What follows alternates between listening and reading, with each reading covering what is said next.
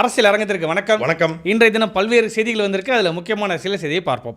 பழனி கோயில் தொடர்பான 100 கோடி ரூபாய் மதிப்பிலான இடத்த ஒரு சிலர் அபகரிக்க திட்டம் போட்டிருக்காங்க, இது அபகரிச்சிட்டாங்க அப்படிங்கிற மாதிரி ஒரு நேற்றுலேருந்து ஒரு செய்தி பரவலாக பேசப்படுது. அதோட பின்னணி தகவல் என்ன, உண்மையான காரணம் என்ன? இல்லை, நேற்றே இது குறித்து பேசலாம்னு நினச்சேன். முழுமையாக இதை விசாரித்த பிறகு பேசலாம் அப்படின்னு தான். பழனி கோயில் நிலம் அப்படின்னு சொல்கிறாங்களா, முதல்ல அதுவே தப்பு. அப்படியா? பழனி கோவிலுடைய கார் பார்க்கிங்கு பயன்படுத்தக்கூடிய ஒரு நிலம் இது. பழனி கோவில் நிலைனா அறநிலைத்துறை நிலம் இருக்கணும். கோவில் நிலம்னா அறநிலைத்துறையுடைய நேரடி கட்டுப்பாட்டில் இருந்தால் பழனி கோவில் நிலம். பழனி கோவிலுடைய கார் பார்க்கிங் இந்த நிலத்தில் இருக்கு.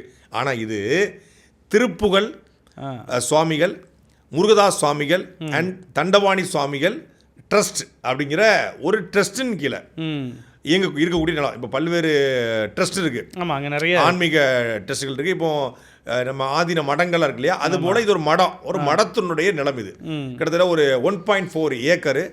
அங்கே ஒரு ஸ்கொயர் ஃபீட், அங்கே சென்ட்லாம் கிடையாது, ஸ்கொயர் ஃபீட்டை பொறுத்தவரை பார்த்தீங்கன்னா 2400 ரூபாய் கிட்ட ஒரு ஸ்கொயர் ஃபீட் போகுது பழனியில். அப்படி கணக்கு பண்ணும்போது கிட்டத்தட்ட 100 கோடி ரூபாய்க்கு மேலே கைட்லைன் வேல்யூ. இது மார்க்கெட் வேல்யூ சொல்லலை. மார்க்கெட் வேல்யூ பார்த்தீங்கன்னா அது 200 கோடி 300 கோடி போகலாம். ஆனால் கைட்லைன் வேல்யூ அரசு மதிப்பிலேயே அது 100 கோடி ரூபாய் மதிப்புள்ள ஒரு நிலம். 1.5 ஏக்கர் வச்சுக்கோங்க. இந்த ட்ரஸ்ட்டில் ட்ரஸ்டிகளாக இருப்பாங்க இல்லையா, இவங்கெல்லாம் உண்மையிலே இதான் ட்ரஸ்டிகளா அப்படின்னு யாருக்கும் தெரியாது. ஆனால் இவங்க தான் ட்ரஸ்டிகள். இவங்க எங்களுக்கு இந்த நிலத்தை எழுதி கொடுக்க விரும்புகிறாங்க அப்படின்னு சொல்லி சேதுபதி வெள்ளத்துறை அப்படிங்கிற 2 நபர்கள். இவங்க யார் அப்படிங்கிறத தீர விசாரிக்க வேண்டியது. இந்த வெள்ளத்துறை சேதுபதி, இந்த வெள்ளத்துறை சேதுபதி இந்த நிலம் 2016 காலகட்டத்திலேருந்தே முயற்சி பண்ணுறாங்க இந்த நிலத்தை எழுதி வாங்குவதற்கு. அப்போது பல்வேறு காலகட்டங்களில் ஆவணங்கள் சரியில்லை அப்படின்னு சொல்லி தொடர்ச்சியாக அங்கே இருக்கக்கூடிய சார்பு ஆய்வாளர்கள் சப் ரிஜிஸ்டர் இதை நிராகரிக்கிறாங்க. கடந்த 2025 காலகட்டத்தில் இவங்க என்ன பண்ணுறாங்க, கடுமையாக முயற்சி பண்ணுறாங்க இந்த நிலத்தை எப்படியாவது தங்கள் பேரில் எழுதணும் அப்படின்னு சொல்லி. ஆனால் இவங்க முயற்சி பண்ணும்போது என்ன கோட்டை விடுறாங்க அப்படின்னா, 100 கோடி ரூபா நிலத்தை இப்போ ரிஜிஸ்டர் பண்ணணும்னா 10% ரிஜிஸ்ட்ரேஷன் வச்சா கூட 10 கோடி ரூபா, 10 கோடியை கட்டணுமே. இவன் உண்மையிலே இந்த நிலத்தை வாங்குறான் அப்படின்னா, உண்மையிலே அவங்க எழுதி கொடுக்குறாங்க அப்படின்னா நிலத்தினுடைய கைட்லைன் வேல்யூ அடிப்படையில் நிலத்தை எழுதி வாங்கணும். ஆனால் இவங்க அப்படி வாங்கலை. ஏன்னா இவனுங்க என்ன பண்ணுறானுங்க, இந்த 100 கோடி ரூபாய் நிலத்தை 2 கோடி ரூபாய்க்கு தான் பத்திரம் பதிவு பண்ணுறாங்க. ஃபீஸ் கம்மியாக கட்டலாம். ஆமாம், 2 கோடினா 20 லட்சம் தானே. வெறும் 20 லட்சம் கட்டி 200 கோடி, அதாவது நான் சொல்கிறது மார்க்கெட் வேல்யூவில் கைட்லைன் வேல்யூ வச்சுக்கோங்க. 20 லட்சம் கட்டி 100 கோடி ரூபாய் லேண்டு. இப்போ அந்த கூட்டு வர ஆட்கள் யாரு, உண்மையிலே இவங்க ட்ரஸ்டோட ஆட்களாக தெரியாது. அவங்க செத்து மண்ணோட மண்ணா போயிருக்கு. இது மாதிரி தமிழ்நாடு முழுக்க பல ட்ரஸ்ட் பல கோவில் நிலங்கள், கோவில் சம்மந்தப்பட்ட நிலங்கள்லாம் கிடக்கு. ஆனால் இது பழனி கோவிலுக்கு நேரடியான சம்மந்தப்பட்ட பாத்தியப்பட்ட நிலம் கிடையாது. இது ஒரு ட்ரஸ்டோடைய லேண்டு தான். இந்த ட்ரஸ்டிகள் இருக்காங்களா இல்லையான்னு தெரியாது. இவங்க தான் ட்ரஸ்டிகள்னு இவங்க எனக்கு எழுதி கொடுத்துட்டாங்க அப்படின்னு ஏதோ ஒரு தாய் பத்திரம் மூலப்பத்திரம் வச்சுருப்பாங்க இல்லையா, அதை கொண்டு இவங்க கொடுக்குறாங்க. ஒரு கட்டத்தில் 2026 காலகட்டத்தில் ஏப்ரல் மாதம் இவங்க அங்கிருந்த சப் ரிஜிஸ்டர் சார்பு ஆய்வாளர் என்ன பண்ணுறாரு, இதை பத்திரப்பதிவு செய்ய முடியாது, ஆவணங்களும் சரியா இல்லை, அது இல்லாமல் நீ கைட்லைன் வேல்யூவை குறைச்சி கொடுத்துருக்கீங்க, பண்ண முடியும், ஒரு ஸ்லிப் கொடுத்துட்றாங்க. ரிஜெக்ஷன் லெட்டர் மாதிரி ரிஜெக்ட் பண்ணிடுறாங்க. ரிஜெக்ட் பண்ண உடனே அந்த ரிஜெக்ஷன் லெட்டர் விட்டுக்கிட்டு இவர் மதுரை உயர்நீதிமன்ற கிளையை நாடுறாரு. மதுரை உயர்நீதிமன்றத்தில் வழக்க போடுறாரு. வழக்க போட்டு ஏப்ரல் மாதம் தான் தீர்ப்பு வருது. என்ன தீர்ப்பு அப்படின்னா, 1 வார காலத்துக்குள்ள டாக்குமெண்ட்ஸ் பேசிஸ், அதாவது ஆவணங்களின் அடிப்படையில் இந்த பத்திரப்பதிவுத்துறை இதில் நடவடிக்கை எடுத்துக்கொள்ளலாம். அதாவது நீங்கள் ஒன்று ரிஜெக்ட் பண்ணுங்க, இல்லை பத்திரப்பதிவு பண்ணி கொடுங்க, 2 இதாக பண்ணுங்கன்றாங்க நீதிமன்ற உத்தரவு. டாக்குமெண்ட் பேஸ்ல. ஆமாம், டாக்குமெண்ட் சரியா இருந்தால் பத்திரம் பண்ணி கொடுத்துரு அப்படின்னு சொல்கிறாங்க. உடனே இவர் திருப்பி என்ன பண்ணாரு, ஏப்ரலில் 1 வார காலத்துக்குள்ள பத்திரப்பதிவு பண்ணிக்கலாம், இல்லை ரிஜெக்ட் பண்ணலாம், 2 ஏதாவது ஒன்று பண்ணிக்கலாம் அப்படிங்கிற மாதிரி நீதிமன்ற உத்தரவு. கிட்டத்தட்ட பத்திரப்பதிவு பண்ணிக்கலாங்கிற மாதிரி தான் அது ஆமாம். ஏன்னா டாக்குமெண்ட் இருந்தால் பண்ணிடு, டாக்குமெண்ட் இருந்தால் நீங்கள் 100 கோடி மதிப்போடணும், மதிப்போடு நீ பத்திரப்பதிவு பண்ணுனா நீதிமன்றம் சொல்லுது. நீதிமன்றம் எப்படி நீ 100 கோடி லேண்டை 2 கோடிக்கு பண்ணுன்னு சொல்லுவான். டாக்குமெண்ட் சரியா இருந்தால் பண்ணிக்க அப்படின்னு சொல்லிடுறாங்க. ஸோ ஆர்டர் காப்பி அவர் கையில் வந்துச்சு. என்ன பண்ணியிருக்கணும், உடனே 1 வாரத்தில் பண்ணியிருக்கணும் இல்லையா, பண்ணலை. என்ன பண்ணுறாரு, மே போயிடுது, ஜூன் போயிடுது. ஜூலை மாதம் 1ஆம் தேதி அப்ரோச் பண்ணுறாரு. 1ஆம் தேதி பத்திரப்பதிவு பண்ணதுக்கு திருப்பி வராரு. திருப்பி பழைய முறையிலேயே 100 கோடி லேண்டை 2 கோடி ரூபாய்க்கு பத்திரப்பதிவு பண்ணியிருக்காரு. அப்போ 1 வாரத்துக்கு முன்னாடி இருந்தால் அவங்க லேடி சப் ரிஜிஸ்டர் அவங்க என்ன சொல்கிறாங்க, சார் 100 கோடி ரூபாய் லேண்டை 2 கோடிக்கு எப்படி சார் பண்ண முடியும், பெரிய இதாக இப்போ இஷ்யூ ஆயிரும், நீங்கள் ஏற்கனவே நீதிமன்றம் அப்படி தான் சொல்லியிருக்குது. ஆவணங்கள் ஆனால் ஆவணம் சரியாக இருந்திருக்கு. ஏன்னா அவர் தான் செட் பண்ணிட்டார, டாக்குமெண்ட்டை பக்கம் அவர் ரெடி பண்ணிட்டாங்க, டாக்குமெண்ட் இருக்கு. ஆனால் நிலத்துடைய மதிப்பை நான் குறைச்சி பதிவு பண்ண முடியாது, பெரிய இஷ்யூவாக மாறின்னு சொன்ன உடனே போயிடுறாங்க, ரிட்டர்ன் போகிறாங்க. திருப்பி 4ஆம் தேதி முயற்சி பண்ணியிருக்காங்க, ட்ரை பண்ணி பார்த்துருக்காங்க. 4ஆம் தேதி நடக்கலை, வேலை நடக்கலை. அப்படின்னோடனே இந்த ரிஜிஸ்டர் 6ஆம் தேதி லீவில் போகிறாங்க. யாரும் இந்த லேடி ரிஜிஸ்டர் லீவில் போகிறாங்க. அந்த நேரம் பார்த்து ஒட்டஞ்சத்திரத்தை சார்ந்த ஒரு சப் ரிஜிஸ்டர், அவர் தான் வந்து ஜஸ்டின் மணிகண்டன், அவர் வந்து என்ன பண்ணுறாரு, இங்கே கரெக்டாக அந்த நேரத்துக்கு இன்சார்ஜாக பொறுப்பு ரிஜிஸ்டராக வராரு, இன்சார்ஜாக வராரு, டெம்பரரியாக வராப்புல. இவர் மேலே ஏற்கனவே சின்ன சின்ன அலிகேஷன் இருக்குது. ஏற்கனவே இருந்த அந்த ரிஜிஸ்டர் வந்து கொஞ்சம் நேர்மையான ரிஜிஸ்டர்னு சொல்கிறாங்க. இவர் கொஞ்சம் போக்குவரத்துமா இருக்கக்கூடிய ஆள், அப்படி இப்படி இருந்திருக்காப்புல. உடனே சரியாக நேரத்தை அப்போ இங்கேருந்து யாரோ ஒருத்தங்க தகவல் கொடுத்துருக்காங்க. இப்போ அது யார் அப்படிங்கிறத இருக்கிற கேள்வி. அந்த பழனி சப் ரிஜிஸ்டர் ஆஃபீஸ்லேருந்து இவருக்கு தகவல் போயிருக்கு. டாக்குமெண்ட் ரைட்டராக இருக்கலாம், இல்லை வேலை பார்க்குற பியூனாக இருக்கலாம், கிளர்க்காக இருக்கலாம், இல்லை உயரதிகாரியாக இருக்கலாம், யாரோ ஒருத்தர் சோக்கால்டு ஒரு நபர் இவருக்கு தகவல் கொடுத்து சார் இப்போ நீங்கள் பண்ணிங்கன்னா சரியாக இருக்கும். ஏன்னா 100 கோடி லேண்டுங்க, அப்போ எத்தனை பேர் தகவல் கொடுத்துருப்பான்? கண்டிப்பாக புரியுதா உங்களுக்கு? அப்போ தகவல் கொடுக்கப்பட்டிருக்கு, கரெக்டாக வர்றாங்க. 6ஆம் தேதி இந்த மாதிரி ஒரு பொதுவாக இந்த மாதிரியான இந்த ஃபேக்கு பத்திரம் போடுறவன், இந்த டபுள் டாக்குமெண்ட் போடுறவன், இல்லை வந்து சொந்தக்காரங்களை வந்து மாற்றி போய் ஒரு கேரக்டர் இருக்கும், செத்து போயிருப்பார், இல்லை கேரக்டர் வெளியூர் இருக்கும், வேறு கேரக்டர் வந்து பொய்யா கொண்டு வரவன் என்ன பண்ணுவான்னா, அந்த சப் ரிஜிஸ்டர் யார் வர்றா யார் இருக்கான்னு பார்ப்பான். சாயந்தரம் 5:30 மணிக்கு மேலே பண்ணுவாங்க, அவசரத்தில் ரங்கா மாதிரி. 5 மணிக்கு வீட்டுக்கு போகிற சார், வீட்டுக்கு போகும்போது ஒரு 1 லட்சம் கிடைக்குது, 2 லட்சம் கிடைக்குதுன்னா சும்மா இருக்கும், வீட்டை கொண்டு போய் கொடுக்கலாம் அப்படிங்கிறதுக்காக என்ன பண்ணுவாங்க, டக்குனு கையெழுத்த போட்டு கொடுத்துருவாங்க. காலையில் போக மாட்டாங்க, அந்த 5 மணி 6 மணி அந்த 5:30 மணி பரபரப்பில் அடிச்சு விடுவாங்க. அப்புறம் வந்து மூடு பார்த்து ரிஜிஸ்டரோட மூடு பார்த்து பண்ணுறது. நேர்மையான ரெஜிஸ்டர் இருந்தால் கூட கொடுக்க வேண்டியது, எல்லாத்துக்கும் ஒரு வீக்னஸ் இருக்கும் இல்லையா, அந்த வீக்னஸை பயன்படுத்தி பண்ணுவானுங்க. இப்போ இவனுக்கு என்ன பண்ணுறானுங்க, லீவில் இல்லைன்னொன்னே இந்த ஜஸ்டின் மணிக்கு வாரிங்க வராரு அப்படின்னோடனே சரியாக பயன்படுத்துகிறானுங்க, பயன்படுத்தி கொண்டு போய் கொடுக்குறாங்க. அவனுக்கு அந்த ப்ரீவியஸ் கேஸு கோர்ட்டு எதை பற்றியுமே கவலைப்படாமல், மேபி தெரிஞ்சிருக்கலாம், இல்லை தெரியாமல் இருக்கான். இப்போ வந்து தெரியாது அப்படின்னு சொல்லி அவர் வந்து காவல்துறை சொல்லியிருக்காரு. ஆனால் உண்மையில் என்ன தெரிஞ்சிருக்கலாம், தெரிஞ்சு கொடுக்க வேண்டியதை கொடுத்து பெற வேண்டியதை பெற்றுக்கொண்டு அவர் ரிஜிஸ்டர் பண்ணிடுறாரு. ரிஜிஸ்டர் பண்ண உடனே இது செய்தியாக மாறுது. ஏன்னா இந்த நிலத்திற்கு கிட்டத்தட்ட 8 ஆண்டு காலமாக இந்த பத்திரப்பதிவு பண்ண இந்த வெள்ளத்தர சேதுபதி டீமும் முயற்சி பண்ணியிருக்கு. 8 வருஷம் பழனியில் இருக்கக்கூடிய சப் ரிஜிஸ்டர் ஆஃபீஸர் எல்லாருக்குமே தெரியுமா இந்த நிலத்தை இவங்க வந்து எழுதுக்கு வாங்கி நிற்கிறாங்க அப்படின்னு எல்லாருக்கும் தெரியும். அப்போ தகவல் வெளியே வந்துடுது. வெளியே வந்தோடனே எதிர்கட்சிகள் எல்லாமே கேள்வி கேட்க ஆரம்பிக்கிறாங்க. சமூக வலைதளத்தில் பேசும் பொருளாக மாறுது. மாறின உடனே தான் காவல்துறை வழக்கு பதிவு பண்ணுறாங்க. வழக்கு பதிவு பண்ணி இந்த ஜஸ்டின் மணிகண்டன் மேலே ஒரு எஃப்ஐஆர், வெள்ளத்துறை சேதுபதி மேலே எஃப்ஐஆர். நான் கேட்பது ஒன்றே ஒன்று தான். கிட்டத்தட்ட 6ஆம் தேதி சம்பவம் நடக்குது, யாரு பதிவு பண்ணுதாங்க. இன்னும் பத்திரம் அவங்க கையிலுக்கு போல. பொது உங்களுக்கு தெரியும், ஒரு பத்திரம் பதிவு செய்யப்பட்டால் மினிமம் 1 வாரம் ஆகும், சிலது 10 நாள் ஆகும், சிலது 2 நாளில் வரும். ஆன்லைனில் வந்து அதுக்கப்புறம் வந்து நம்ம டாக்குமெண்ட் வந்து வரும். டாக்குமெண்ட்டும் அவங்க கையிலுக்கு போல, டாக்குமெண்ட்டும் கவர்மெண்ட் கையில் தான் இருக்கு. ஆனால் ஒரு போலி டாக்குமெண்ட் போட்டால் அவனை கைது செய்வதற்கு எதுக்கு இத்தனை நாள்? 6ஆம் தேதி நடந்துச்சு, போலி டாக்குமெண்ட் தெரிஞ்சிச்சு. ஏன்னா அடுத்த மறுநாள் காலையில் அந்த சப் ரிஜிஸ்டர் வந்திருப்பாங்கல்ல, ஒரு நாள் தான் லீவு வருங்க, மறுநாள் வந்தோடனே தெரிஞ்சிருக்கும் என்ன போலி டாக்குமெண்ட் போட்டுருக்கான்னு. இப்போ அவங்க இவர் மேலே நடவடிக்கை புகார் கொடுத்து நடவடிக்கை உடனே எடுத்திருந்தா இது வந்து தாவேக அரசு வந்து உடனடியாக நடவடிக்கை எடுத்துச்சு அப்படின்னு பாராட்டலாம். இந்த சம்பவம் நடந்து சப் ரிஜிஸ்டர், அதாவது போலியான பத்திரத்தை போட்டு சப் ரிஜிஸ்டர் கரெக்ட் பண்ணி பணம் கொடுத்து 100 கோடி ரூபாய் லேண்டை 2 கோடி ரூபாய்க்கு போட்டு ஒரு 10 பதிவுத்துறை ஏமாற்றப்பட்டிருக்கு, இந்த அறநிலைத்துறை ஏமாற்றப்பட்டிருக்கு, அங்கே இருக்கக்கூடிய அதிகாரிகள் ஏமாற்றப்பட்டிருக்காங்க, பெரிய ஃபோர்ஜரி நடந்திருக்கு. அப்படிங்கும்போது நீங்கள் வந்து 6 நாள் காலதாமதம், நான் பேசிக்கிட்டு இருக்கேன் இந்த நொடி வரைக்கும் அந்த வெள்ளத்துறை சேதுபதி இந்த ஜஸ்டின் மணிகண்டனை கைது செய்யப்படலை. இங்கே எங்கே சர்ச்சை கிளம்புது அப்படின்னா, இந்த நேரம் பார்த்து பழனி கோவிலுடைய இந்து அறநிலைத்துறையினுடைய கோவிலுடைய இணை ஆணையராக இருந்த மாரிமுத்து, ஆமாம், அவருக்கு வந்து ப்ரொமோஷன் போடுறாங்க. 6ஆம் தேதி நடக்குது, 9ஆம் தேதி ப்ரொமோஷன். அப்போ வந்து இந்த மாரிமுத்து தூண்டுதல் அடிப்படையில் தான் இந்த பத்திரப்பதிவே நடந்திருக்கு அப்படிங்கிற ஒரு செய்தி வந்து வெளியே வந்துடுது. அவர் வந்து இணை ஆணையராக இருக்கார். அவருடைய எக்ஸ்பீரியன்ஸ் அடிப்படையில், புரோட்டோகால் அடிப்படையில் வர வேண்டிய பொறுப்பு அது. அதாவது இது வந்து என்ன சொல்றது, இது யதார்த்தமாக நடக்குது. ஒரு பக்கம் இந்து அறநிலைத்துறைக்கும் இந்த பத்திரப்பதிவுத்துறைக்கும் நேரடியாக எந்த சம்மந்தமும் கிடையாது, வேறு டிபார்ட்மெண்ட்டு. என்னன்னா இது பழனி கோவிலுக்கு பக்கத்தில் இருக்க லேண்ட் என்பதனாலே இது இந்து அறநிலைத்துறை கட்டுப்பாடுக்குள்ள லேண்ட் அப்படின்னு பேசக்கூடிய பொருளாக மாறிடுது. ஆனால் ஆக்சுவலாக பார்த்தா இது ஒரு மடத்துடைய லேண்டு. ஒரு மடம் வந்து இந்த இடத்த எடுத்துக்கல, அங்கே காலாவதி யாரும் செத்து போறோம்னா அது வந்து இந்து அறநிலைத்துறை வந்து அந்த நிலத்தை எடுத்துக்கும். அந்த அடிப்படையில் வேணா அது இந்து அறநிலைத்துறைக்கு சம்பந்தப்பட்ட லேண்டுன்னு சொல்லாம ஒழிய, நேரடியாக பார்த்தா ஒரு மடம், அந்த மடத்தை சம்பந்தப்பட்ட இடத்தை விற்பதற்கும் வாங்குவதற்கும் அவங்களுக்கு எந்த வித எல்லா விதமான உரிமைகளும் அவங்களுக்கு இருக்கிறது. இல்லை லீஸுக்கு விடலாம், என்ன வேணாலும் பண்ணலாம். இது நேரடியாக இந்து அறநிலைத்துறை வந்து இந்த லேண்டை வந்து இப்போதைக்கு கிளைம் பண்ணி மடாதிபதிகள் உயிரோடு இருக்காங்கன்னு சொல்லி அவன் சொல்றான்.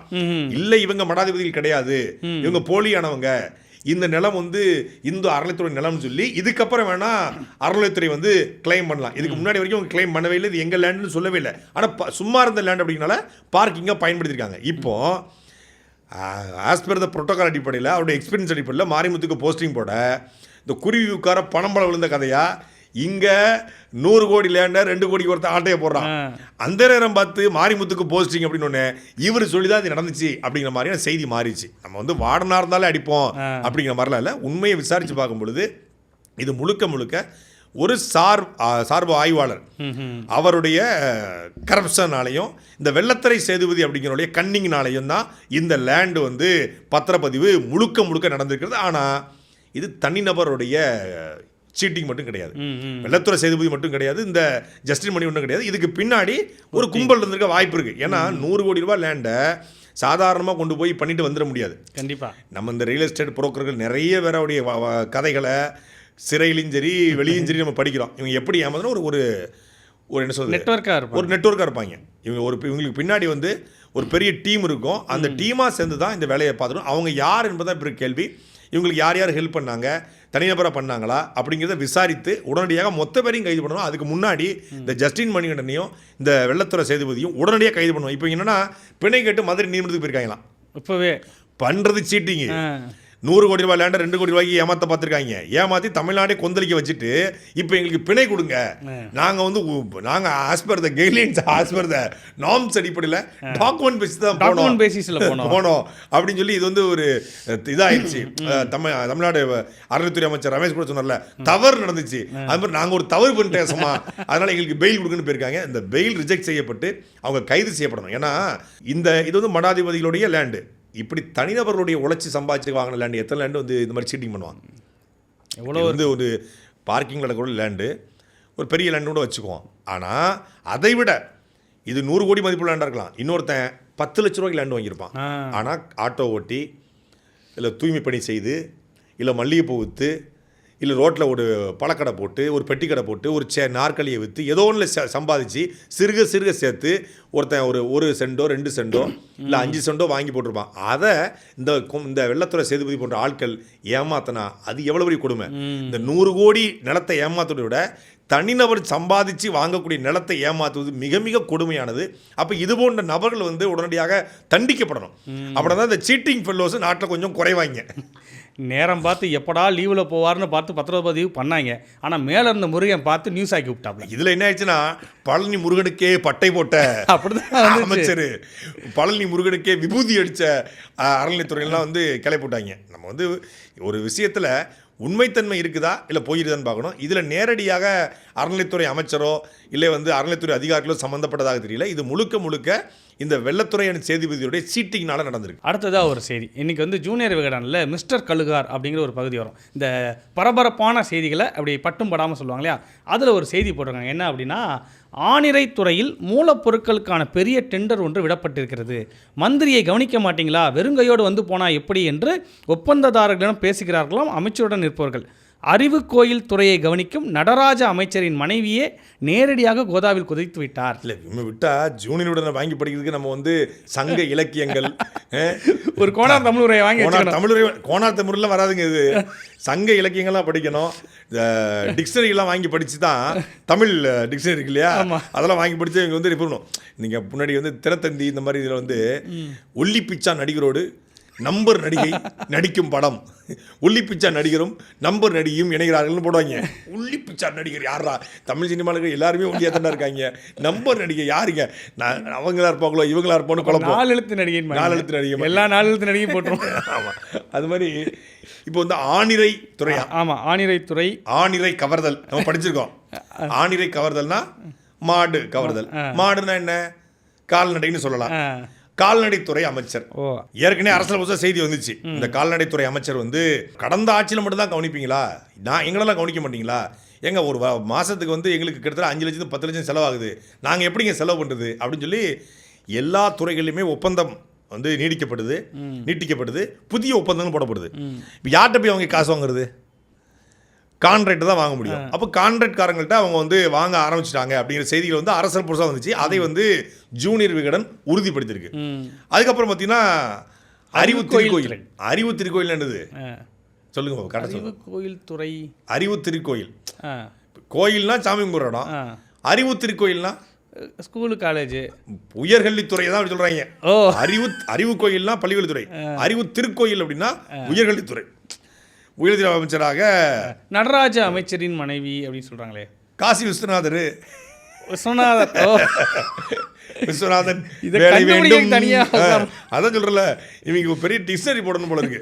இப்போ வந்து காசி விஸ்வநாதன் உங்களுக்கு தெரியும், உயர்கல்வித்துறை அமைச்சர், மேலூர் எம்எல்ஏ. அவருடைய மனைவியே நேரடியா கலைஞர். ஏன்னா அவர் ரொம்ப வெகுளியான ஆளு, ரொம்ப தங்கமான மனுஷன், சூதுவாது இல்லாத ஆளு. அதிகபட்சமா அவர் வந்து வாடி வாடி வாடி கைப்படாத சீடின்னு பாட்டுக்கு ஆடக்கூடிய ஆள் தான். மற்றபடி ஒரு தப்பான ஆள்லாம் கிடையாது, தப்பான நபர்லாம் கிடையாது. ஆனா அவங்க மனைவி சும்மா இருப்பாங்களா? கவுன்சிலர் புருஷன் புஷ்பா புருஷன் மாதிரி இப்போ வந்து அமைச்சர் மனைவி மினிஸ்டர் ஒய்ஃப். அப்படிங்கும்போது அவங்க பல மினிஸ்டர் ஒய்ஃபுகளே வந்து இங்கே செக்ரட்டரியேட்டுக்குள்ளே உள்ள சேர் போட்டு உட்கார வச்சாங்களாம். உட்காந்து வந்து ஹஸ்பண்ட் அவர் பண்ண மாட்டாருங்க, அவர் தூய சக்தி, நான் கொஞ்சம் தீய சக்தி அவங்க கிளம்பிட்டாங்க. அதுபோல் இவங்க மனைவி வந்து நேரடியாக டீலிங்கில் ஈடுபட்டு போஸ்டிங் போடுவது, டிரான்ஸ்ஃபர் போடுறது, அங்கே ஒன்றும் பெருசாக கான்ட்ராக்டருக்கு வழி கிடையாது. இந்த மாதிரி போஸ்டிங்களோட சம்பாதிச்சிக்கலாம், அந்த வேலையில் வாங்கிட்டாங்க. இப்போ என்ன தூய சக்தின்னு சொல்லிட்டு இதுதான் தூய சக்தி அப்படிங்கிற கேள்வியை ஜூனியர் விகடன் கேட்கறது தான் பெரிய அதிர்ச்சியாகவும் ஆச்சரியமாகவும் இருக்கு. எனக்கு தெரிஞ்சு ஆக்சுவலாக ஜூனியர் விகடங்கிறது வந்து ஆதவர்ஜினாவுடைய நேரடி கட்டுப்பாட்டில் இயங்குதுன்னு சொல்லுவாங்க. ஏன்னா ஆனந்த விடனே ஆதவ விகடன் தான் அப்படின்னு. ஆனால் கடந்த 10 நாளாக நான் பார்க்குறேன் ஆனந்த விகடன் ஜூனியர் விகடன் ரெண்டுமே, குறிப்பாக ஜூனியர் விகடன் வந்து இந்த அமைச்சருடைய மேக்கப் அமைச்சர்னு சொல்லி நம்ம மேக்கப் அமைச்சர் சின்ன பகவதி புதுக்கோட்டை அறந்தாங்க எம்எல்ஏ, அவரை எழுதுனாங்க பாடி ஷேமிங் அவரை எழுதுனாங்க. தொழிலாளர் அமைச்சர் அவர் கொஞ்சம் போக்குவரத்தமாக இருக்காரு அப்படின்னு எழுத ஆரம்பிச்சாங்க. இந்த பக்கம் பார்த்தா கால்நடைத்துறை அமைச்சர், உயிர்கல்வித்துறை அமைச்சர், அப்புறம் வந்து தனியாகவே வந்து பள்ளிக்கல்வித்துறை அமைச்சருக்கு வந்து தனியாக ஆர்டிகிளே போட்டாங்க. 3 ஆர்டிகிள் போட்டிருக்காங்க. பள்ளிக்கல்வித்துறையில் வந்து ஏற்கனவே வந்து தனியார் பள்ளிகளுக்கான அனுமதியில் வந்து முறைகேடு நிகழ்ந்து மெட்ரிகுலேஷனுக்கு அனுமதியிலேயே முறைகேடு நடந்திருக்கு. சம்பந்தப்பட்ட அதிகாரிகளை வந்து அதாவது கரப்ஷன் அதிகாரிகளை கண்டுகொள்ளவே இல்லை பள்ளிக்கல்வித்துறை அமைச்சர் ராஜ்மோகன் அப்படின்னு நேரடியாக எழுதுறாங்க. அப்போது ஆதவர்ஜினாவுடையது அப்படின்னு வெளிப்படையாக தெரியுது. அப்படின்னா சோர்ஸ் கொடுக்குறது யாரு? பள்ளிக்கல்வித்துறை அமைச்சரை பற்றி வருது, கால்நடைத்துறை அமைச்சரை பற்றி வருது, தொழிலாளர்துறை அமைச்சரை பற்றி வருது, தொழில்துறை அமைச்சரை பற்றியும் வருது. ஆனால் தமிழ்நாட்டுடைய நெடுஞ்சாலைத்துறை அமைச்சரை பற்றி மட்டும் வரமாட்டேங்குது. ஏன் வரமாட்டேங்குது? அப்போ சோர்ஸே அவர் தான் கொடுக்காரா? இருக்கலாம், மேபி இருக்கலாம். ஏன்னா வந்து அவருக்குன்னு ஒரு டீம் உருவாக்க வரலையா? இப்போ நீங்கள் பாருங்க, கிட்டத்தட்ட 32 அமைச்சர் இருக்காங்க. மற்ற அமைச்சர் வந்து செய்தியே இல்லை பாருங்க, அமைதியாக இருக்காங்க, இருக்கிற இடம் தெரியாது, சொந்தமாக இருக்காங்க. அதுலேயும் நம்ம பங்காளி மைன்ஸு டாக்டர் ட்ரோனு சத்தமே, ட்ரோன் சத்தம் கூட சுன்னு கேட்கும். ஒரு வாரம் ரீல்ஸ் போட்டாப்ல, அதுக்கப்புறம் ஆளையே காணும். ஆனால் தேர்தலுக்கு முன்னாடி பார்த்தீங்கன்னா நாவப்பழம் வாங்குறது என்ன எல்லாத்துக்குமே அந்த கான்ட்ராக்ட் முடிஞ்சிருச்சான். ஹைதராபாத் ஒரு கம்பெனி, அந்த கம்பெனி கூட டீல் போட்டுருக்காங்க. இன்ஸ்டாகிராமுக்கு இவ்வளவு, ஃபேஸ்புக் இவ்வளவு, எக்ஸ்தலுக்கு இவ்வளவு அப்படின்னு சொல்லி வீடியோக்கு இவ்வளவு போட்டிருக்காங்க. ஒரு நாளைக்கு 2 ரீல்ஸ் போடணும், 2 வீடியோ போடணும், 4 வச்சு புகழ வைக்கணும், இட்லிக்கல்ல போய் சாப்பிடணும், புரோட்டோக்கல்ல போய் சாப்பிடணும், அப்படிலாம் ரீல்ஸுக்கு செட் பண்ணியிருக்காங்க. அந்த கான்ட்ராக்ட் ஹைதராபாத் கம்பெனி கடை சேர்த்து கிளம்பிட்டான். கல்யாணம் முடிஞ்சுன்னா கான்ட்ராக்ட் கிளம்பிடுவாங்க. அது மாதிரி கான்ட்ராக்ட் முடிஞ்சிச்சு. இப்போ கான்ட்ராக்ட் முடிஞ்சோன்னா ரீல்ஸே காணும். எங்கேயும் அதை பார்க்காம என்னால் வந்து நிம்மதியாக இருக்க முடியல. ஏதாவது ரீல்ஸ் வந்து ஜாலியாக என்டர்டைன்மெண்ட்டாக இருக்கும். வருவாங்க. ஒரு வாரத்துக்கு போனாப்ல எங்கே நான் இதுக்கு தென்காசிக்கு, அப்புறம் பார்த்தீங்கன்னா விருதுநகருக்கு, எல்லா ஊருக்கும் போனாப்புல. 2 ஊருக்கு தான் ட்ரோன் போச்சு. அப்புறம் பார்த்தா ட்ரோன் போல அறிக்கை தான் போச்சு, 67 குவாரியை மூட்டாப்புல அப்படின்னு சொல்லி அறிக்கை போனாங்க. அப்புறம் சொல்லியிருக்காங்க, இதுக்கு மேலே வந்து வண்டியும் ட்ரோன் வந்தால் குவாரிக்குள்ளே நேரடியாக போகிற மாதிரி இருக்கும், எப்படி வசதின்னு இருக்காங்க. இல்லை நான் வெளியேருந்து ஷூட் எடுத்துக்கிறேன், குவாரி பக்கம் வரலன்னு சொல்லி இப்போ ஒரு 2 மாதத்தில் ஒரு 50 நாட்கள் ஆளே காணோம். காரைக்குடி பக்கம் எங்கே இருக்கான்னு தெரில. காரைக்குடியில் இருக்கிற மக்களுக்கு அவ்வளோ பல்வழியா டாக்டர் பிஸியாக இருக்கிறாரு, வருஷ கட்டி நிற்கிறாங்க இவ்வளோ பல்ல பிடுங்கிறதுக்கு, அவளை ஆளை காணும். இந்த மாதிரி பல அமைச்சர்களை வந்து சாந்தமான அமைதியான மனநிலைக்கு போயிட்டாங்க. இந்த பக்கம் சில அமைச்சர்களை பற்றின செய்தி வருவது சில வருவது வரல. அப்படிங்கும்போது ஜூனியர் விகடனே இது எழுது அப்படின்னா அதுக்கு பின்னாடி ஏதோ ஒரு செய்தி இருக்குது, உண்மைத்தன்மை இல்லாமல் இல்லை.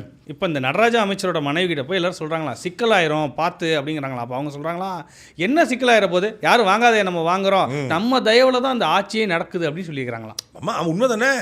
இப்போ அவர் மட்டும் நான் கோச்சிட்டு போறேன்னு போயிருந்தா ராசா வண்டியை விட்டுருவேன், ராசா வண்டியை விட்டுருவேன், ராசா வண்டி விட்ட மாதிரி டப்புனு கீழே விழுந்துரும். இது வந்து ஒரு என்ன ஷேர் ஓட்ட மாதிரி தான். டப்புக்குன்னு போய் டிரைவர் சீட் பக்கத்தில் 4 பேர் ஏறி மொத்தமாக உட்காந்துட்டான்னு வச்சுக்கோங்க, வண்டி கொடசாஞ்சிரும். அதனால வந்து கொடசாயாமல் இருக்கணும்னா விஸ்வநாதனுடைய துணை, வன்னியரசோட துணை, எல்லாருடைய துணையும் தேவைப்படுது. அப்படிங்கும்போது அவங்க வந்து இப்போ பொறுத்து போய் தான் ஆகணும். அதாவது மாவட்ட செயலாளர்கள் அமைச்சர்கள் மட்டும் கிடையாது, தூய சக்தின்னு சொல்லிட்டு இந்த பக்கம் தொடமாட்டேன், தொடவும் விடமாட்டேன், தொட்டவங்களையும் விட மாட்டேன் அப்படின்னாரு. தொடவும் மாட்டேன், தொடவும் விட மாட்டேன், தொட்டவங்களையும் விட மாட்டேன்னா அரசு தரப்பு வழக்கறிஞர் நியமனத்தில் மட்டும் 100 கோடி ரூபாய்க்கு மேலே முறைகேடு நடந்திருக்கு. குறிப்பாக மாவட்ட செயலாளர்கள் வந்து வலுவாக விளையாண்டுருக்காங்க அப்படின்னு தினம் தாவைக்காவை சார்ந்த மாவட்ட செயலாளர்கள் வழக்கறிஞர் பொறுப்பாளர்களே அந்தந்த ஊரில், குறிப்பாக ராமநாதபுரமாக இருக்கட்டும், மன்னார்குடியாக இருக்கட்டும், கன்னியாகுமரியாக இருக்கட்டும், திருச்சியாக இருக்கட்டும், திருச்சி துறையூர் முசிறியாக இருக்கட்டும், கரூராக இருக்கட்டும், கோயம்புத்தூராக இருக்கட்டும், எல்லா ஊர்லேயும் நேற்று வந்து முழுமையாக ஆல்மோஸ்ட் வந்து அரசு தரப்பு வழக்கினுடைய அந்த போஸ்டிங் போட்டாங்க. எல்லா ஊருக்கும் வந்து லெட்டர் போயிடுச்சு, கலெக்டர் முன்னாடி எல்லாரும் பதவி எடுத்துட்டாங்க. எல்லா ஊர்லேயுமே தாவேக்காவினர் புகார் சொல்கிறாங்க. உழைச்சவனுக்கு பொறுப்பு கிடைக்காம, உழைச்சவனுக்கு ஜிபி அந்த பிபி கிடைக்காம திமுக அதிமுகலேருந்து வந்தவனுக்கு பணம் வாங்கி கொண்டு பொறுப்பு போடப்பட்டிருக்கு. இதுதான் தொடவும் மாட்டேன், நீ தொட மாட்டீங்க, சரி தொட்டவனையும் விட மாட்டேன், தொடவும் விட மாட்டேனீங்கல்ல, தொற்றுக்கானே இங்கே மட்டும் தொடலை. செங்கல்பட்டில் மாப்பாக்கம்னு சொல்லி ஒரு ஊராட்சி, அங்கே ஊராட்சி மன்ற தலைவர் வீராசாமி, ஊராட்சி வீராசாமி. இந்த வீராசாமி என்ன பண்ணுறாப்புல, அங்கே இருக்கக்கூடிய ஒப்பந்தக்காரட்ட கான்ட்ராக்டை லைவ்லையே ஃபேஸ்புக் லைவ் போட்டாங்க. அவங்க ஃபேஸ்புக் லைவ் போட்டாங்க. வாங்க இப்போ நம்ம அருமையான ஒரு காட்சியை பார்க்க போகிறோம். என்ன பார்க்க போகிறோம்னா, இப்போ நம்ம ஊராட்சி மன்ற தலைவர் தாவைக்கு வச்ச அந்த வீராசாமி நமக்கு லஞ்சம் வாங்குறாரு, அதை நம்ம லைவில் பார்க்குறோம். ஃப்ரெண்ட்ஸ் ஷேர் பண்ணுங்கள், கமெண்ட் பண்ணுங்கள், பெல் பட்டனை மறக்காமல் அமுக்கு அப்படின்னு சொல்லி போயிட்டாங்க. போயிட்டு லைவ் போட்டுக்கிட்டே வந்து எடுத்துகிட்டு இருக்கான். அவரும் அக்காட்ட வாங்கியாச்சு பார்த்துக்கலாம், மீதியை வந்து இதில் போட்டு விடுங்க அப்படின்னு கேஷாக கொஞ்சம் வாங்குறாப்புல. அப்புறம் ஜிபே ஹிஸ்ட்ரியே இருக்குது. ஆமாம், அதையும் ஸ்க்ரீன்ஷாட்டை போட்டு ஏற்றி விட்டாங்க. பரவாயில்ல, லைவ் நம்ம எடிட்டரோட நல்லா எடிட் பண்ணுறாங்க, லைவில் எடிட் பண்ணி போட்டு விட்டு சோழியை முடிச்சுட்டாங்க. இதுதான் தூய சக்தியா?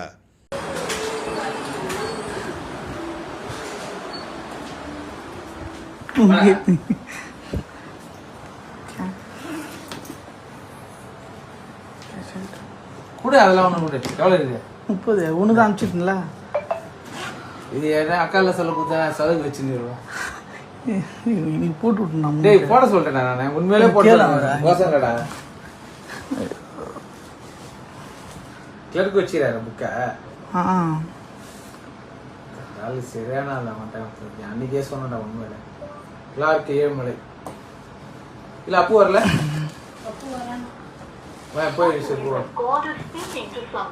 சரி போட சொல்றேன். 4 வரைக்கும் வேலையை போகிறான். சீக்கிரம் முடிச்சு கொடுங்க அமௌண்ட் சீக்கிரம். கேட்டுனே போடா, அவர் தான் போடுறேன்டாரு. நான் 4 1 மணி நேரம் ஆயிடுச்சு வந்து. நான் வீடியோ கிட்டே சொல்லிடுறேன். நானே தூங்க கிளம்ப மாட்டாங்க, வந்தாங்க அசோசியேஷன் வந்து நின்று.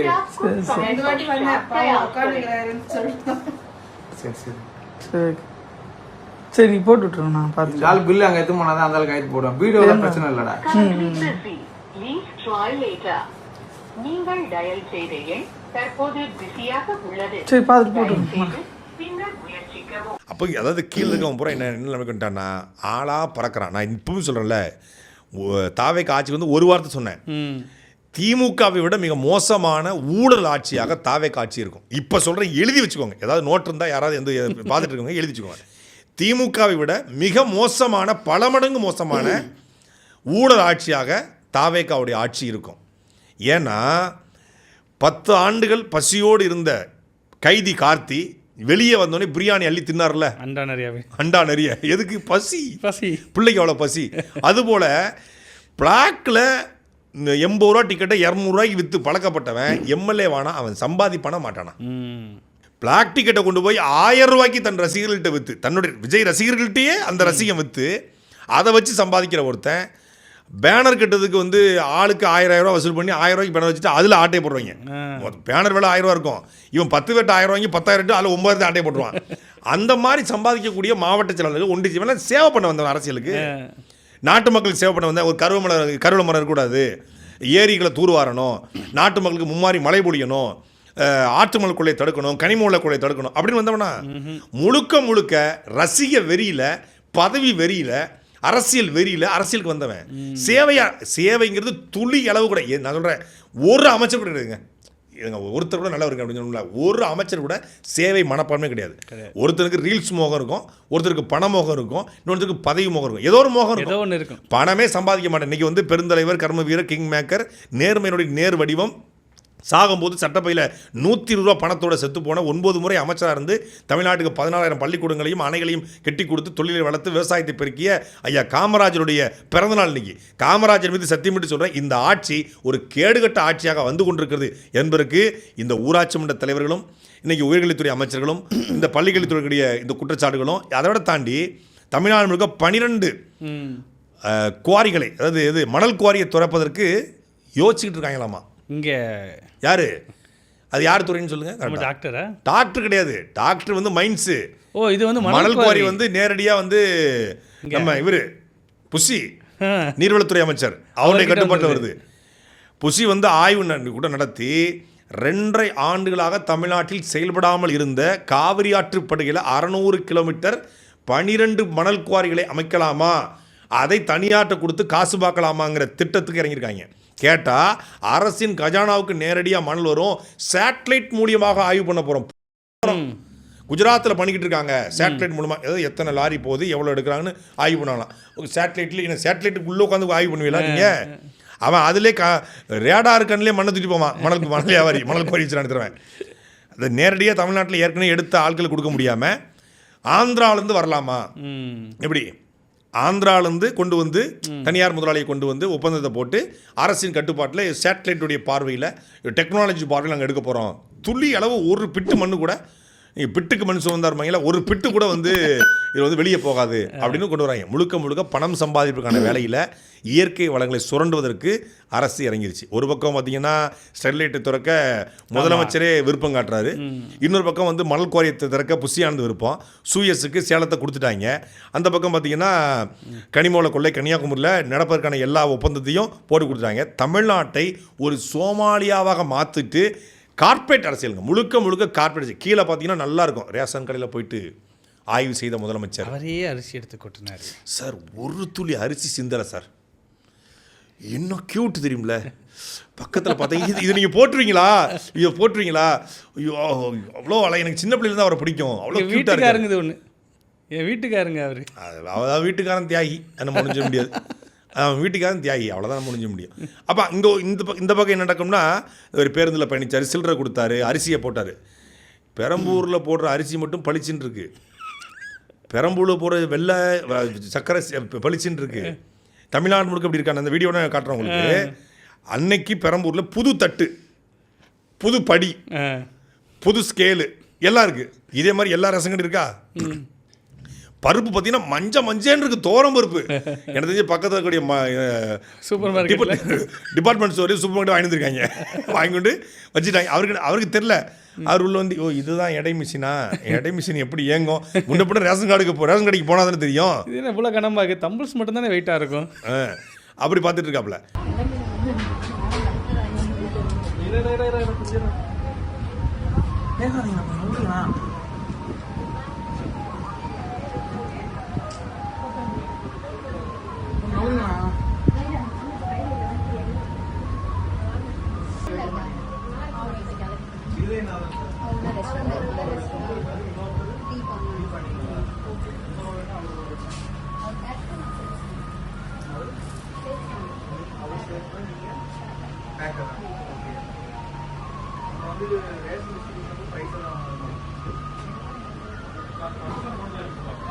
இது எல்லாமே அதே பாவலா பாலிடிக்ஸ் தான். ஒரு அமைச்சரோ அதிகாரியோ ஆய்வுக்கு வராங்கன்னா அன்னைக்கு புதுசாக வாங்கி வைப்பாங்களே, அது மாதிரி பெரம்பூரில் அன்றைக்கி எல்லாமே புதுசு. சாக்கு புதுசு, சீனி புதுசு, பருப்பு புதுசு, எங்கேயோ கொடுத்து ரேஷன் கடையிலையோ இல்லை வந்து ரைஸ் மில்லையோ கொடுத்து பாலிஷ் பண்ணி கொண்டு வச்சுட்டாங்க. ஒன்று புதுசாக வாங்கிக்கணும், இல்லை பாலிஷ் பண்ணி வச்சுருக்காங்க.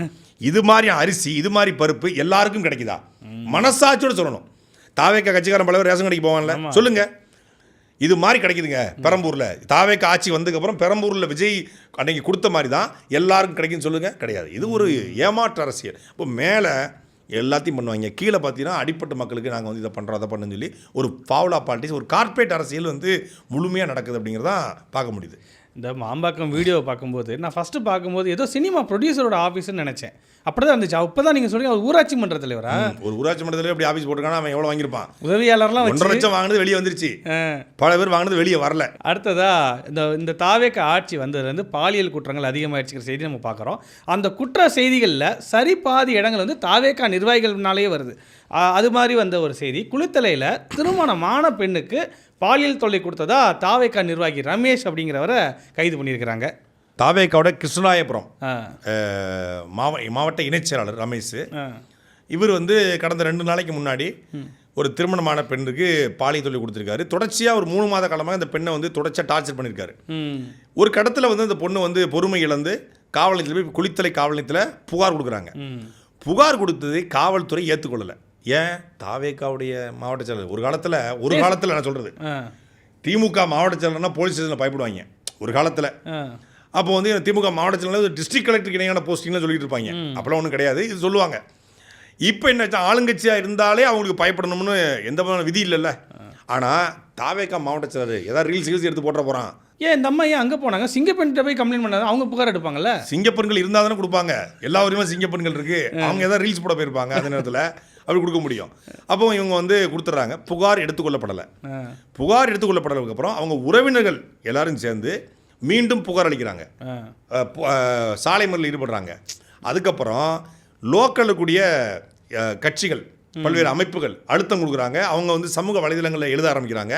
அதுக்கப்புறம் காவல்துறைக்கு அழுத்தம் கிடைச்சி கண்காணிப்பாளர் கூப்பிட்டு சொல்லி அதுக்கப்புறம் என்ன பண்ணுறாங்கன்னா அவன் மேலே நடவடிக்கை சொல்லி எஃப்ஐஆர் போடுறாங்க. எஃப்ஐஆர் போடுறதுக்கு எங்கள் மாவட்ட செயலர் மேலே எஃப்ஐஆர் போட்டுருவியா அப்படின்னு ஒட்டுமொத்தமான தாவேக்காவுடைய குளித்தலை பொறுப்பாளர்களும் நடு வீதியில் உட்காந்து ஆர்ப்பாட்டம்.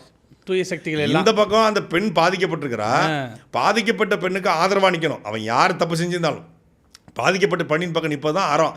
இந்த பக்கம் சிங்க பெண்களின்னு சொல்லிட்டு பெண்களுக்கு பாதுகாப்பான ஆட்சின்னு சொல்லிட்டு பெண்கள் மேலே கையை வச்சா விடமாட்டேன்னு சொல்லிட்டு ஒரு பெண்ணுக்கு தாவேக்கா நிர்வாகி பாலியல் தொல்லை கொடுத்துருக்குறான். அந்த பெண்ணுக்கு எதிராக அந்த கட்சிக்காரனுக்கு ஆதரவாக தாவேக்கா கட்சிக்காரன் நடுத்தல வந்து ஆர்ப்பாட்டம் பண்ணியிருக்கான். வெக்கங்கட்டவங்க பண்ணது மட்டும் இல்லாமல் அவனை கைது பண்ணக்கூடாதுன்னு சொல்லி போராட்டம் பண்ணி அதுக்கப்புறம் வந்து காவல்துறை இப்போ வந்து அவனை வந்து கைது பண்ணிக்குது. இன்னும் வந்து கட்சியிலேருந்து நீக்கப்படலை. இது வந்து தொடர்ச்சி நடக்குது. நீங்கள் வந்து சேலத்தில் ஒருத்தன் 50 பெண்களை வீடியோ எடுத்து மிரட்டுறான். இங்கே ஆலந்தூரில் ஒருத்தன் ஒரு இதே போல் திருமணமான பெண்ணுக்கு பாலியல் கொடுக்குறான். அவன் வந்து ஒரு வாரத்தில் வெளியே வந்து அமைச்சர் கூட சுற்றிக்கிட்டு இருக்கான். ஆமாம், அந்த ஃபோட்டோஸ்லாம் வீடியோஸ்லாம் சர்வசாதாரணமாக ஈசிஆர் சரவணன் கூட இந்த டீம் கூட சுற்றிட்டு இருக்கான். இப்போ அப்போ பாலியல் தொல்லை கூட சொல்லி செய்வனை வந்து விட மாட்டேன், பெண்களுக்கான ஆட்சி, தாய் மாமன் அண்ணன் அப்படிலாம் சொல்கிறாரு. நான் வந்து உங்கள் வீட்டு பிள்ளை, உங்கள் தம்பி, உங்கள் அண்ணன்றாரு. உங்கள் வீட்டு பிள்ளை, உங்கள் அண்ணன், உங்கள் தம்பின்னு சொல்கிற முதலமைச்சர் இப்படி பெண்களுக்கான குற்றங்களை தொடர்ச்சியாக தாவேக்காரன் 26 பேர் இந்த 2 மாதம் தாவேக்கா நிர்வாகிகள் கைது செய்யப்பட்டிருக்கான்.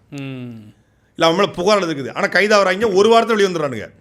இன்னொரு அதிர்ச்சிகரமான ஒரு செய்தி உங்களுக்கு சொல்கிறேன். நேற்று சிறுவைகுண்டத்தம் தொகுதி சாத்தாங்குளத்தில் குணசேகரங்கிற ஒரு போதைப்பொருள் நிர்வாகி பற்றி பேசியிருந்தோமா? ஆமாம்.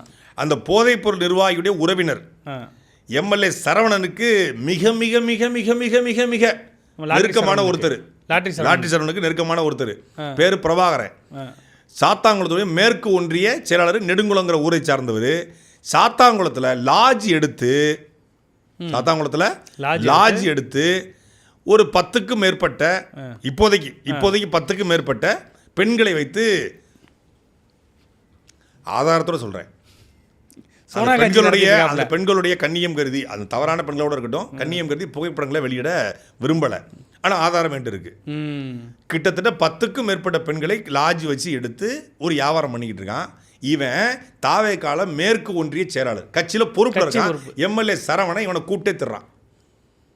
எப்படிப்பட்ட கட்சின்னு பாருங்க. நான் இது வந்து இது மாதிரி தமிழ்நாடு முழுக்கங்க, லாட்ரி விற்கிறவன், கஞ்சா விற்கிறவன், குக்கா விற்கிறவன், பெண்களை வச்சு இந்த மாதிரி தொழில் செய்கிறவன் எல்லாரும் கட்சி பொறுப்பு. திருச்சியில் கூட சொல்லியிருந்தோம்ல, திருச்சியில் கிழக்கு தொகுதி பொறுப்பாளர், அப்புறம் வந்து மேற்கு தொகுதி பொறுப்பாளர் 2 பேரும் சேர்ந்து திருச்சி முழுக்க 10 இடத்துல ரூம் எடுத்து வச்சு ஏற்கனவே இது போல வழக்கில் சிக்கி அந்த ஸ்பாங்கிற பேரில் பாலியல் தொழில் செய்கிறானுங்கன்னு சொல்லி வழக்கில் சிக்கினவன் வழக்கில் சிக்கிறவன் இன்னைக்கு வரைக்கும் அவன் தான் மேற்கு சீட்டு கட்டிருக்கான். நல்ல சீட்டு கொடுக்கல அவனுக்கு. சீட்டு கொடுத்தா அவன் எம்எல்ஏவாக இருப்பான். ஏன்னா இந்த மாதிரி ஆளுக்குனா டக்குன்னு ஓட்ட போட்டுருவாங்க. ஒரு சில எம்எல்ஏ ஏன்னா கஸ்டமர்ஸ் இருப்பாங்கல்ல, ஓட்ட போட்டு விட்டு போயிடுவாங்க. நம்ம ஏஜென்ட்டுப்பா அப்படின்னு. அப்போ இந்த மாதிரி ஏஜென்ட்டுகளை பூரா வச்சுருக்காங்கன்னா இது என்ன மாதிரியான கட்சிங்க இது? தமிழ்நாட்டு அரசியல் இப்படி ஒரு கேவலமான ஒரு அரசியலோ இல்லை கேவலமான பொறுப்பாளர்கள் இருக்கக்கூடிய கட்சியோ பார்த்ததே கிடையாது. நம்ம வந்து தாவேக்காமல வம்படியை விமர்சனம் பண்ண வைக்கல. இப்படிங்க வந்து பழனியில் இது நடந்திருக்கு அப்படிங்கிறத நம்ம பேசுகிறோம். ஏன்னா உண்மை அது. அங்கே வந்து அறநிலையத்துறை அமைச்சர் ரமேஷுக்கு தொடர்பு இல்லை, உண்மையிலே இல்லை. ஆனால் இங்கே மிக தவறான ஒரு கும்பல் வந்து செஞ்சுக்கிட்டு இருக்கு. அப்படித்தான் வந்து இந்த ஆட்சியே போயிட்டு இருக்கு. யாரை பற்றியும் கவலை இல்லை, எவன் வந்தாலும் சேர்த்துக்கோ. அதுதான் ஏங்க நீ பிராத்தல் பண்ணு, நீ கஞ்சா வில்லி எதுவும் பண்ணிக்கோ, நீ குட்கா விற்கிறியா விற்றுக்கோ. இப்போ புதுக்கோட்டையில் குட்கா நடமாட்டம் அதிகமாக இருக்கான். புதுக்கோட்டையில் ஆமாம், முன்னாடி மட்டும் புதுக்கோட்டையில் குட்கா நடமாட்டம். ஆமாம் அங்கே தானே குட்கா நடமாட்டங்க. புரியுதா உங்களுக்கு? புரியுது. குட்கா நடமாட்டம் அதிகமாக இருக்கான் இப்போ. ஏன்னா அங்கே போயிருக்க ஆள் அப்படி. அங்கே அதுபோல் இந்த மாதிரியான ஆட்களை பூரா வந்துட்டு யார் வேணாலும் வா, எவ்வளோ பெரிய கரை பட்டாலும் சரி, வாழைக்கரையோ இல்லை வந்து ஜூஸ் கரையோ டீ கரையோ எந்த கரையாக இருந்தாலும், ஊழல் கரையாக இருந்தாலும் இப்போ க்ளீன் பண்ணக்கூடிய நாங்கள் ட்ரை கிளீனர் வச்சுருக்கோம் நாங்கள். அதனால் அதை வச்சு பனையூர் ட்ரை கிளீனிங் சர்வீஸ். எங்ககிட்ட எவ்வளோ பெரிய கரைகளாக இருந்தாலும் எவ்வளோ பெரிய ஊழல் கரையாக இருந்தாலும் நீக்கப்படும். அது அவங்களே ஒத்துக்கிறாங்களே. ஒரு விக்கு வச்சிருப்பார்ல ஒருத்தர், அவர் சொன்னார் எங்ககிட்ட வாஷிங் மிஷின் இருக்கு. பார்த்தீங்களா நீங்கள்? பார்த்தேன். நீங்கள் சொன்ன மாதிரி இந்த ஆட்சியே ஒரு வாஷிங் மிஷின் ஆட்சியாக தான் போயிட்டு இருக்கு. அதனால எல்லா கரை படிந்தவர்களும் இங்கே இருப்பாங்க. இப்போ நீங்கள் இந்த குட்கான்னு சொன்னோன்னே தான் எனக்கு நான் வருது. இப்போ நாகர்கோயிலில் 2 நாள் முன்னாடி குட்கா வியாபாரி அப்படின்னு சொல்லி ஒருத்தர் கைது பண்ணாங்க. கைது பண்ணி அவர் வந்து லாக்கப்பில் மரணம் அடைஞ்சிருந்தார். ஃபஸ்ட்டு சந்தேகம் மரணம்னாங்க, இப்போ நிரூபணம் ஆயிருக்கு அவர் வந்து அடித்து கொலை செய்யப்பட்டிருக்கிறாரு அப்படின்னு.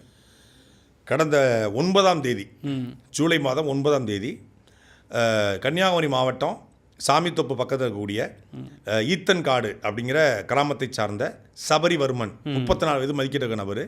அவரை அங்கே பக்கத்தில் இருக்கக்கூடிய தென்தாமரை குளம் காவல்துறை டீம் வந்து கைது பண்ணுறாங்க. இந்த கைது பண்ண வரைக்கும் தான் தெரியும். ஆமாம், அதுக்கு முன்னாடி சம்பவம் நடந்திருக்கு. என்ன அப்படின்னா, இந்த ஈச்சன்காட்டில் இந்த சபரிவர்மன் வந்து ஒரு சின்ன பெட்டி கடை, நம்ம சொல்லியிருந்தோம், ஒரு 3x 3 சைஸில் பெட்டி கடை நடத்துறாரு. ஒரு மாற்றுத்திறனாளி. ஒரு கை வந்து வலது கை வந்து அவருக்கு வந்து இயங்காது. நம்ம வலது கை வந்து சூம்பி போயிருக்கும் சின்ன பிள்ளையிலேயே. அவங்க தங்கச்சிக்கும் அப்படி அந்த குடும்பம் ஜெனடிக்ஸாகவே அவங்களுக்கு ஒரு சின்ன ப்ராப்ளம் இருந்திருக்கு. அப்போ இவர் படிச்சிருந்தாலும் கூட எந்த வேலைக்கும் போக முடியல. அதனால இந்த பெட்டி கடை நடத்துறாரு. இந்த தமிழ்நாடு முழுக்க பெட்டி கடைகளில் இந்த போல் குட்கா கடைஸ்லாம் விற்கிறது வந்து இயல்பாக தான் இருக்குது. அது மாற்றுக்கருத்து இல்லை, நம்ம சொல்ல முடியாது. ஆனால் நீங்கள் மொத்தமாக விற்கிறவனை வந்து பிடிக்கணும். விற்கிறது தப்பு, மாற்றுக்கருத்து இல்லை. மொத்தமே அடிக்கடி ஒரு 5 பாக்கெட்டு 10 பாக்கெட்டு தான் வாங்கி, ஆனால் அவங்க அவ்வளோதான் முடியும். சிகரெட்டு, பீடி சிகரெட்டு இந்த மாதிரி விற்கிறது, இப்போ சின்ன முட்டாயி, சோப்பு, சீப்பு, பேஸ்ட்டு இந்த மாதிரி விற்பார். அவ்வளோதான், பெரிய பொருளாம் கிடையாது. இந்த மளிகை சாமான்னா நீங்கள் வந்து காய்கறியோ அரிசி பொருளாம் கிடையாது. பெட்டி கடை, அதில் என்ன லாபம்? சிகரெட்டு பிடிக்காதான் அந்த பெட்டி கடையே. அப்போது இந்த கடையில் அடிக்கடி போய் டக்குன்னு சோதனை போடுறது. ஏதாவது கணேசு பாக்கெட் இருந்துச்சுன்னா அதை பிடிச்சிட்டு ஒரு ஃபைன், ஒரு 1000 ஸ்பாட் ஃபைன் 1000 ரூபா போடுறது. அங்கே இருக்கக்கூடிய சிகரெட்டு பாக்கெட்டை தூக்கிட்டு வந்துடுது. அந்த வீக்கெண்டுக்கான செலவை கரெக்ட் பண்ணி இதை தொடர்ச்சியாக பண்ணியிருக்காங்க. இது பண்ணும்போதெல்லாம் இந்த சபரிவர்மன் வீடியோ எடுத்திருக்காரு. இந்த சம்பவம் நடந்த அன்னைக்கும் இவங்க வர்றாங்க, 20 பாக்கெட் சிகரெட்டு தான்னு கேட்டிருக்காங்க. 20 பாக்கெட் சிகரெட்டு எவ்வளோ பணம் வச்சுக்கன்னு கேட்டிருக்காங்க. பணத்தை எடுத்திருக்காங்க. இதை அவர் வந்து வீடியோ எடுத்துறாரு. இது வீடியோ எடுக்கிறத அந்த போலீஸுங்க பார்த்துறாங்க. பார்த்த உடனே என்ன பண்ணுறான், அவன் போய் வீடியோ எடுத்திருக்காண்டான்னு செல்லை வாங்கி பார்க்குறாங்க. செல்லை வாங்கி பார்த்தா செல்லை இந்த மாதிரி நிறைய வீடியோ இருந்திருக்கு. ஒரு 10-20 வீடியோ வாங்கினது எல்லாமே இருந்திருக்கு. உடனே செல்லை தூக்கி ஸ்டேஷனுக்கு போயிடுறாங்க. ஸ்டேஷனுக்கு போயிட்டு ஸ்டேஷனுக்கு கூப்பிட்டுருக்காங்க. ஸ்டேஷனுக்கு ஒரு போயிருக்காப்புல. போனோடனே ஸ்டேஷனில் உட்கார வச்சு இதை பற்றி இந்த வீடியோ பற்றியே பேசலாம். அவங்க ஸ்டேஷனில் உட்கார வச்சு இந்த மாதிரி குட்கா வச்சுக்கணும் வழக்கு போட்டுறாங்க. வழக்கு போட்டு மனைவிக்கு இன்ஃபார்ம் பண்ணி மனைவி வர வச்சு காலையில் கடுக்கம் போட்டுருக்காரு. கடுக்கம், ஒரு வெள்ளி செயின், ஒரு மோதிரம், 2 கிராம் மோதிரம், இது எல்லாத்தையும் கழட்டி மனைவி கையில் கொடுத்து வாட்செல்லாம் கொடுத்துட்டு ரிமாண்ட் பண்ணுறோமா அப்படின்னு சொல்லி அன்றைக்கி இரவு வச்சுட்டு காலையில் போய் நீதிமன்றத்தில் பாட்டி ரிமாண்ட் பண்ணிடுறாங்க. ரிமாண்ட் பண்ணும்போது அங்கே இருந்த சிறைத்துறை காவலர்கள் ஜெயிலில் சிவகுமார், ஜெகன், திருமலை நம்பி, இந்த 3 பேர் அங்கே இருந்திருக்காங்க.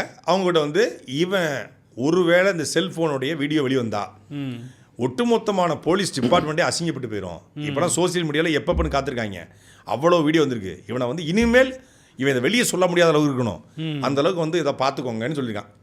இதில் ஜெகன் வந்து பெரிய தண்ணி வண்டி தெரிஞ்சிருக்கும். தண்ணி வண்டினா நீங்கள் ஊருக்கு வாட்டர் கேன் போடுறதில்ல, தண்ணி வண்டி. அப்போது பொதுவாக இந்த மாதிரி கிளை சிறைகளில் வந்து பெரும்பாலும் வந்து சரக்கடிக்க மாட்டாங்க.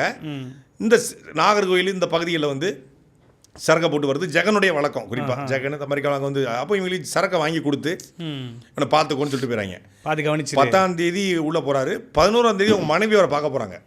அப்போ 38 பேர் கூட என்னை போட்டிருக்காங்கம்மா. 38 கிளைச்சரில் பார்த்தீங்கன்னா உங்களுக்கு தெரியும் ஒரு பெரிய ஹால் மார்க்கும் போட்டிருக்காங்க. அது எனக்கு பெரிய டார்ச்சராக இருக்குன்னு சொல்லியிருக்காங்க. எப்படியா பெயிலில் சீக்கிரம் எடுத்துரு அப்படின்னு சொல்லியிருக்காப்புல. அப்போ நல்லா தான் இருந்திருக்காரு. அப்போ எந்த விதமான அடியும் படலை. 12ஆம் தேதி அதாவது 11ஆம் தேதி இரவு நீங்கள் வந்து அடின்னு அடிச்சிருக்காங்க. அடித்து துவைச்சி 12ஆம் தேதி சாயந்தரம் வந்து இவருக்கு வந்து கொஞ்சம் மயக்கமாக இருந்துன்னு சொல்லி மருத்துவமனைக்கு கொண்டு போகிறாங்க. அங்கே 13ஆம் தேதி காலையில் மாரடைப்பில் இறந்து போயிட்டார் அப்படின்னு செய்தி வெளிவருது. ஆனால் இப்போ அந்த மேஜிஸ்ட்ரேட்டு போய் உடம்பை பார்க்குறாரு. உடம்பை பார்த்து ஆய்வு பண்ண பிறகு தலையில் பின்னங்கழுத்தில் கடுமையான காயம், ரத்த கசிவு, கழுத்தில் அடி, தலையில் உச்சி தலையில் அடி. அவர் முகம் முழுக்க நல்ல கலர், அந்த பையன் நல்ல கலராக இருந்திருக்கா இல்லையா, முகம் முழுக்க செவந்து போயிருந்துருக்குது, மூக்கு செவந்து போயிருந்துருக்கு. அப்புறம் பார்த்தீங்கன்னா நெஞ்சில் 7 இன்ச்சுக்கு காயம் இருந்திருக்கு, நெஞ்சில் மட்டும். அவருடைய அந்த விரைப்பை இருக்கு இல்லையா, விரைப்பை வந்து வீங்கி கடுமையான காயங்களோடு வந்துருக்குது. அப்புறம் மிக முக்கியமாக வலது கை வந்து அந்த பையனுக்கு இயங்காது. ஏற்கனவே சொல்லியிருந்தீங்க. ஆமாம், அது வந்து வலது கை வந்து ரொம்ப சின்னதாக இருக்கும். அந்த வலது கையை குறி வச்சு அடிச்சிருக்காங்க. ஒரு மாற்றுத்திறனாளி அந்த வலது கை அவனுக்கு இயங்காது. ஆனால் நேரில் பார்த்தா நல்லா தான் இருக்கும், பக்கத்தில் பார்த்தா தான் பையன் கை வந்து சின்ன கையாக தெரியுமா. அந்த கையிலே அடிச்சிருக்காங்க. அந்த கையிலே அடிச்சு அந்த கையில் வந்து எலும்பு முறிவு ஏற்பவர்களுக்கு அடிபட்டிருக்கு. கை முழுக்க காயம், வலது கால் இடது கால் 2 கை, மொத்தம் 19 காயம். அஜித்குமாருக்கு மணப்புறத்தில் வந்து என்ன நடந்துச்சோ அதுக்கு சற்றும் குறைவில்லாது இந்த சபரிவர்மனுக்கு நடந்திருக்கு. என்ன வெளியே வச்சு நடந்துச்சு, இவனுக்கு ஜெயிலில் வச்சு நடந்திருக்கு. யாரெல்லாம் அடிச்சிருக்காங்க? அது குறிப்பாக இந்த ஜெகன் தான் அதிகமாக அடித்தா சொல்கிறாங்க. அது மட்டும் இல்லாமல் இன்னைக்கு காவல்துறை எஃப்ஐஆர் வந்து ஆல்டர் பண்ணி சிறை கைதிகளை வச்சு அடிக்க வச்சிருக்காங்க. அங்கே இந்த இவங்களுக்கு ஃபேவரான ஆட்கள் இருப்பாங்களே, ஆல்டியை பயன்படுத்துவாங்க, ரெகுலராக வந்து போகிறவன் அக்யூஸ்ட் திருட்டு பைய, இவங்களுக்கு சரக்கை கொடுத்து அவங்களையும் அடிக்க விட்டுருக்காங்க. எல்லாரும் சேர்ந்து அடிச்சதுனால தான் நம்ம 34 வயசு பையன். உண்மையில அவனுக்கு எந்த கெட்ட பழக்கமும் கிடையாது. நான் முழுமையாக அந்த ஊர்லேயே விசாரித்தேன், நாம் தமிழ் கட்சிக்காரங்கள்ட்டையும் விசாரித்தேன், அங்கே அவங்க அந்த ஊரில் அவங்க உறவினர்கள்ட்டையும் விசாரித்த போது அவங்க எந்த கெட்ட பழக்கம் கிடையாது, நல்ல பையன், பெரிய ஆன்மீக பற்று கொண்டவன். ஏன்னா அவங்க அப்பா வந்து ஒரு கோயில் வச்சு சாமி கும்பிட்டுருக்காரு, அந்த கோயில் இடிச்சிடறாங்க, அந்த கோயில் இப்போ தான் வழிபாடு நடத்திருக்கான்.